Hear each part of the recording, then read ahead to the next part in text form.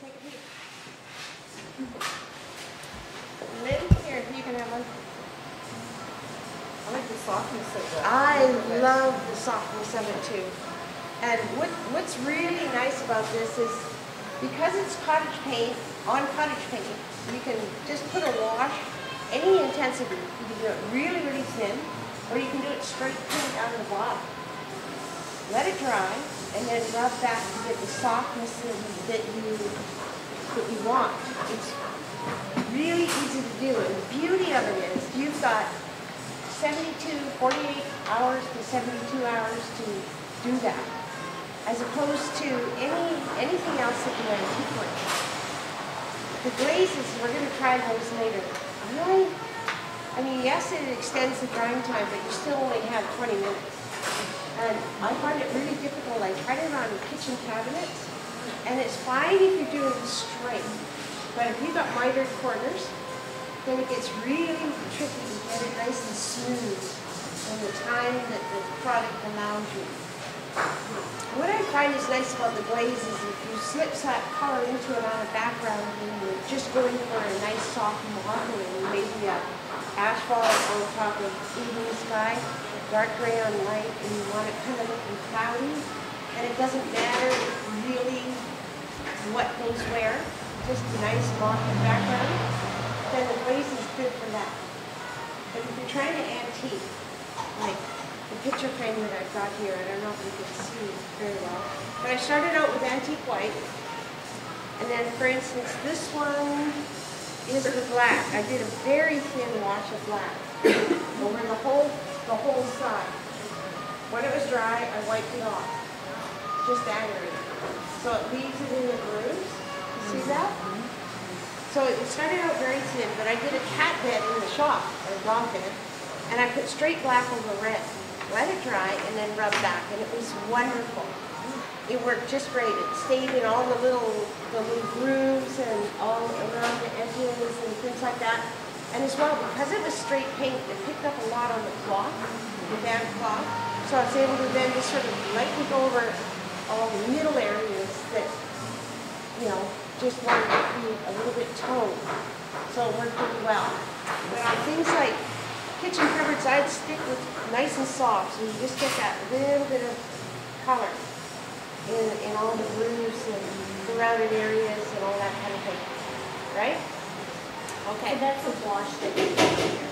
Yep. This was cottage brown. Yep.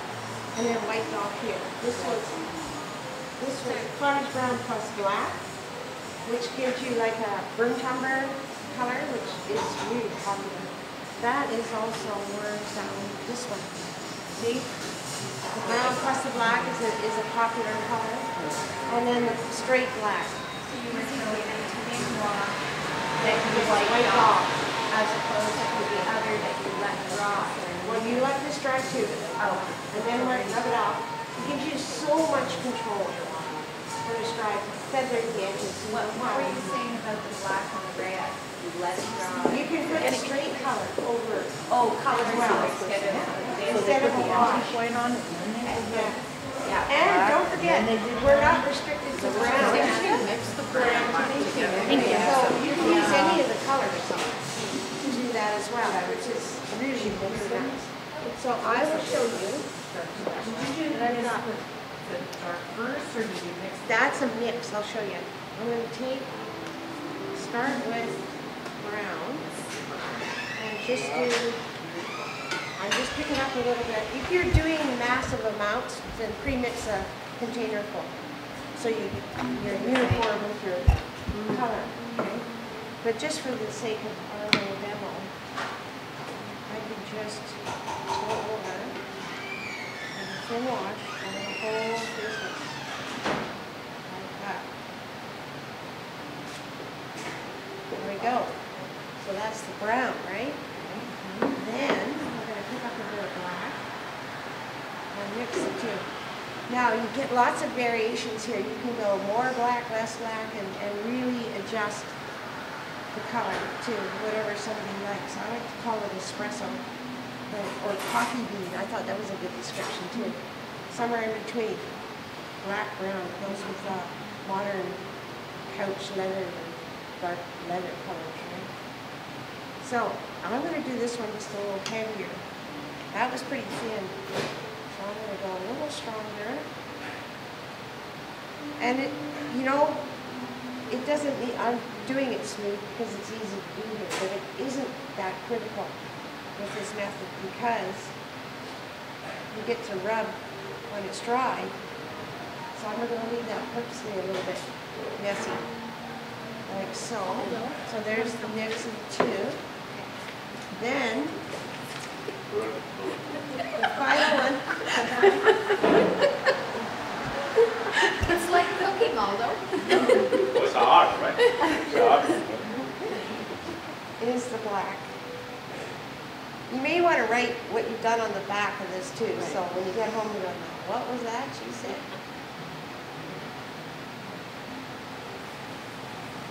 Patty and I did a workshop with our guru from Toronto, and I thought, oh, come on, I've been doing this for 30 years. I don't need to take notes.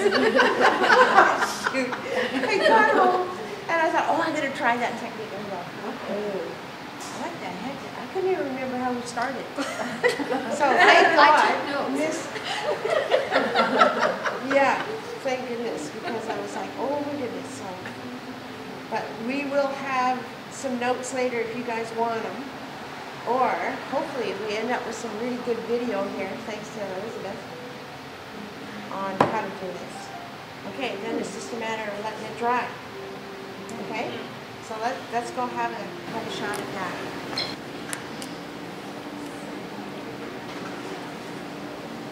I'm going to do a little bit of the wet distressing first. Other times, when I'm rubbing the paint off the wash, I can do both at the same time.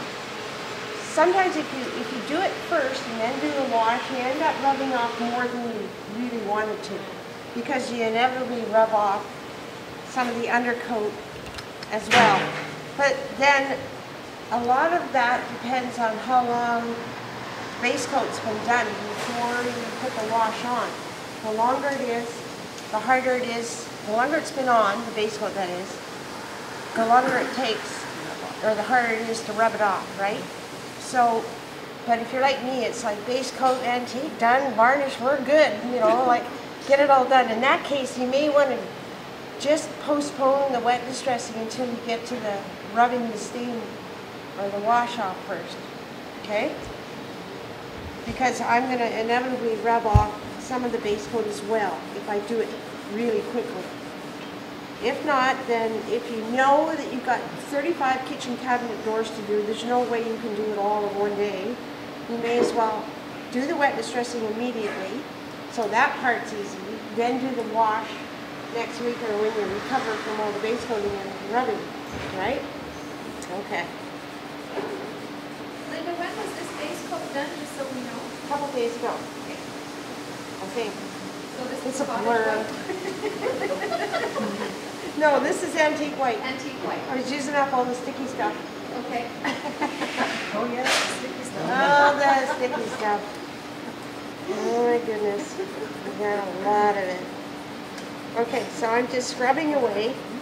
And see, it's so easy to get it smooth and just as much or as little off as you like. You can do some really cool effects. See, I've done less there. I can do gradation in value from dark, medium, light to white in the center or something. It's really easy to play with it and get it exactly the way you like it. Right? Very cool. Okay, you guys can go ahead and try.